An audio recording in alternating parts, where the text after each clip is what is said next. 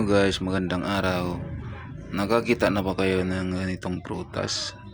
Ako guys, parang nakita ko tong ano na to. Parang halaman lang man to, pero may bunga pala, makakain pala to, no? Ayun, no? Kinakain ni ate. Siguro masarap to. Ang ganda ng laman. Yun, no? Lagi ko tong nakikita na